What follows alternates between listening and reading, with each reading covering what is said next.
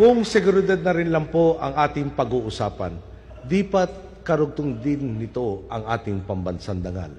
Dati, hindi man lang natin makuhang pumalag tuwing may sisindak sa atin sa loob mismo ng ating bakuran. Malinaw ang pahiwatig natin ngayon sa buong mundo. Ang sa Pilipinas ay sa Pilipinas. Kapag tumapak ka sa Recto Bank, para ka na ring tumapak sa Recto Avenue. Wala tayong balak mangaway. Pero kailangan ding mabatid ng mundo na handa tayong ipagtanggol ang atin. Pinag-aaralan na rin po natin ang pag-angat ng kaso sa West Philippine Sea sa International Tribunal for the Law of the Sea.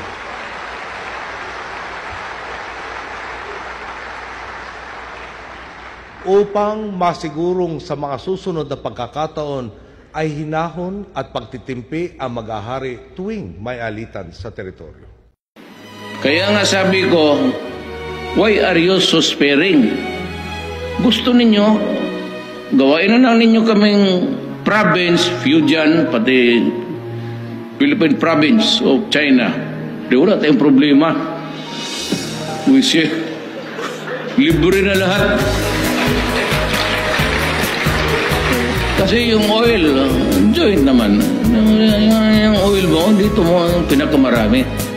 2/3 sa amin, 1/3. Mayaman naman kayo. Tsaka probinsya na kami. Province of Philippines, Republic of China. The nearest is Fujian. Kaya mo lang yung Taipei.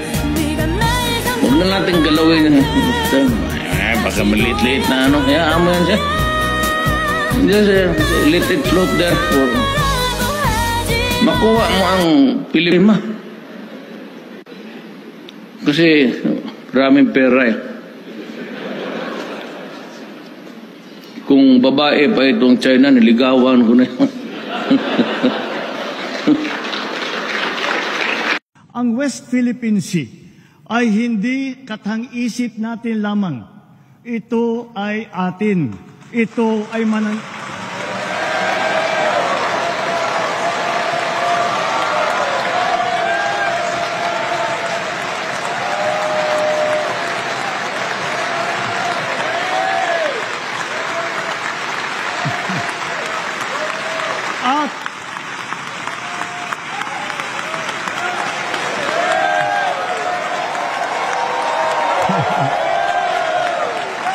At ito ay mananatiling atin hanggat nag-aalab ang diwa ng ating minamahal na bansang Pilipinas.